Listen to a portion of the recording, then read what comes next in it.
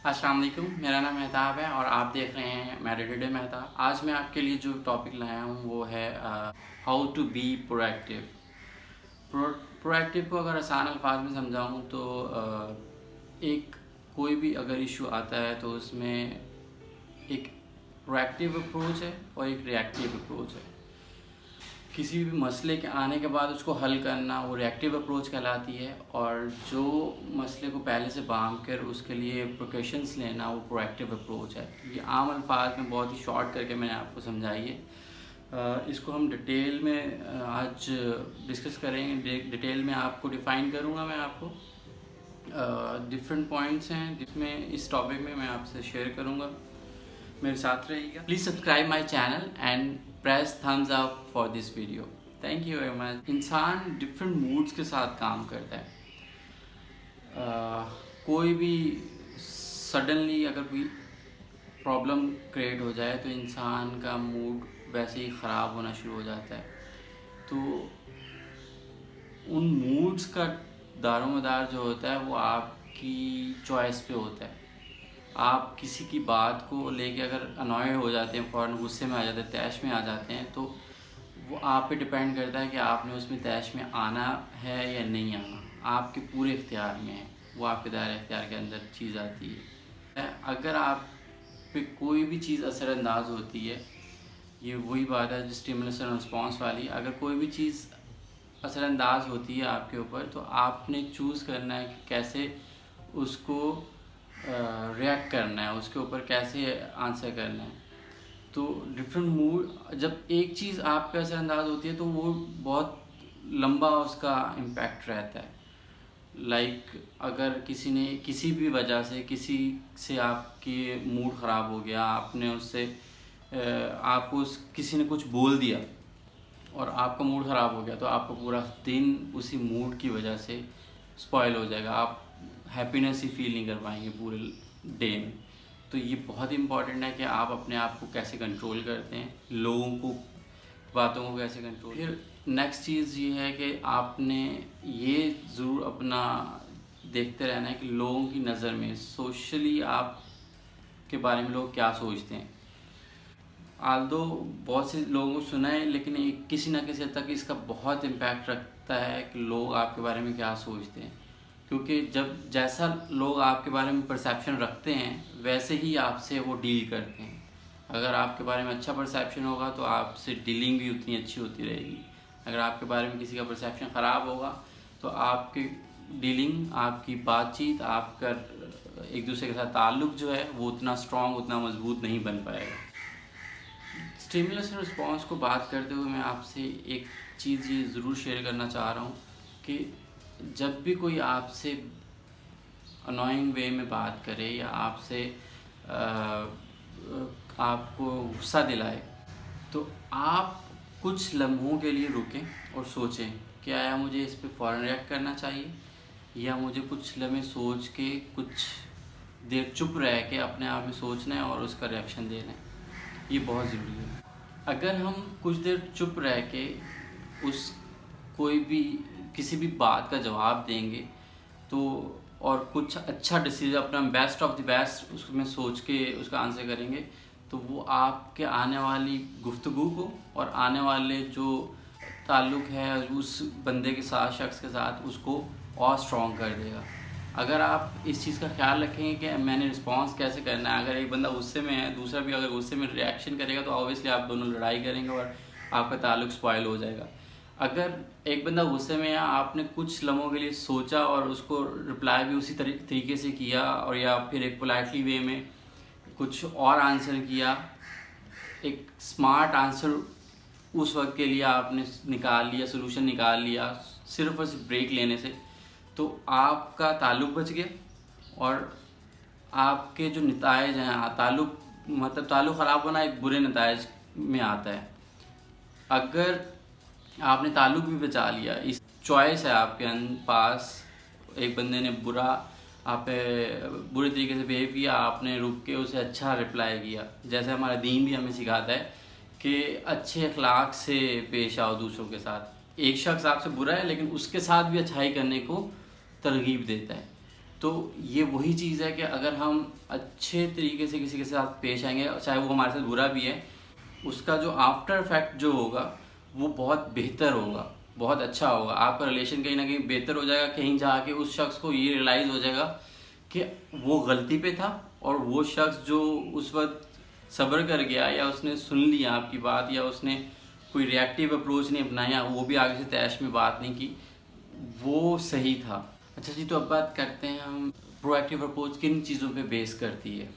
वो सारी चीज़ें हम डिस्कस करेंगे। रिस्पॉन्सिबल वर्ड जो है, मैंने इसको पहले बहुत दफ़ा सुना, सीखा, पढ़ा, समझा, मगर रिस्पॉन्सिबल को मैंने एक डिफरेंट अंदाज से सीखा है।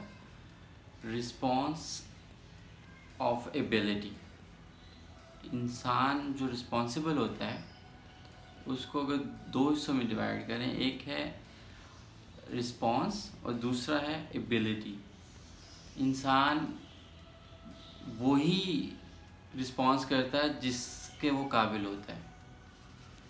कितना काबिल होगा उतना बेहतर रिस्पॉन्स। कोई भी इशू, आपने कोई प्रॉब्लम फेस कर रहे हैं, प्रॉब्लम में आपकी चॉइस जो है, किसी भी वाइजर पर्सन की, किसी भी अक्लमंद शख्स की जो चॉइस है वो ही उसे अक्लमंद बनाती है, या उसे बर्तरी देती है आप में, जो उसकी चॉइस है।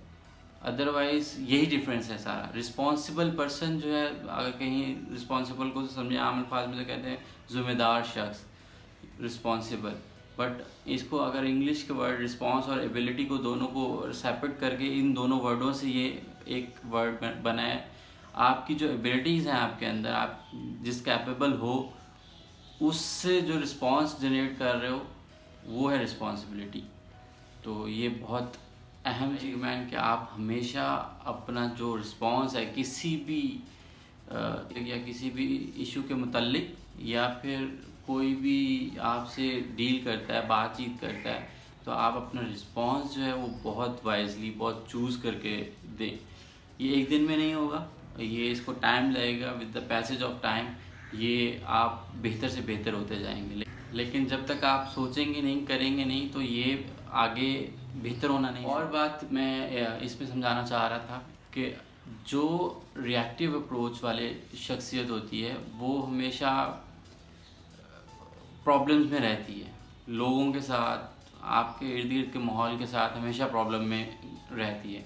उसकी वजह ये होती है कि हमेशा वो रिएक्ट करते हैं। रिस्पॉन्स जो जाता है वो हमेशा कोई प्रॉब्लम आ गई तो उसके बाद ही उसको हम जाके हल करना था। प्रोएक्टिव अप्रोच हालांकि इस तरह नहीं है। प्रोएक्टिव अप्रोच आपने प्रॉब्लम से पहले उसको उसके लिए काम करना है। फॉर एग्ज़ाम्पल, आप अगर लाइफ में पूरी लाइफ आपने एक्सरसाइज नहीं की, आप 60s में जाके या 50s में जाके आपने एक्सरसाइज शुरू कर दी, और आप चाह रहे हैं कि आप तो कोई बीमारी भी ना आए। बीमारी इज़ टोटली डिफरेंट सब्जेक्ट। बीमारी ना आए, आप बीमार ना हो, या फिर इस तरह की चीज़ें जो हैं वो क्रिएट ना हो, तो ऐसा पॉसिबल नहीं है। अगर आप पहले दिन से तैयारी करते हुए चलेंगे, अपने आप को फिट रखेंगे, तो इन द एंड ऑब्वियसली आप वो फिटनेस मेंटेन कर सकेंगे। इनिशिएटिव्स लाइफ में लेना बहुत ज़रूरी है, क्योंकि अगर हम कुछ भी नया ट्राई नहीं करते तो हम कुछ नया नहीं सीख पाते।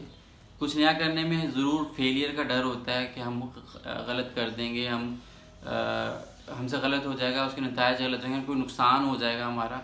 लेकिन अगर हम इनिशिएट कोई चीज़ नहीं करते, हम अगर कोई काम स्टार्ट नहीं करते, या हम नई चीज़ को ट्राई नहीं करते, तो हम वहीं पे रहते हैं जहाँ पे हमेशा से हम वही चीज़ें हम करते रहते हैं, जिनके रिज़ल्ट हमें हमेशा से सेम मिलते रहते हैं। एक ट्रेनिंग में मैंने सुना था कि अगर तुम वही करते रहोगे जो करते आए हो, तो तुम्हें वही मिलता रहेगा जो मिलता रहा है। अगर तुम खुद को कुछ चेंज करोगे तो रिज़ल्ट भी तुम्हारे चेंज होना शुरू हो जाएंगे।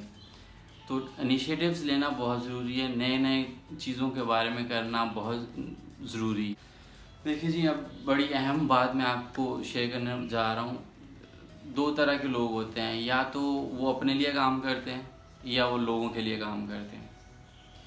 तो आपने खुद डिसाइड करना है, आप अपने लिए काम करोगे या आप लोगों के लिए काम करोगे। देखें, जो प्रोएक्टिव बंदा है वो अपने लिए काम करता है, लोग उसके लिए काम करते हैं।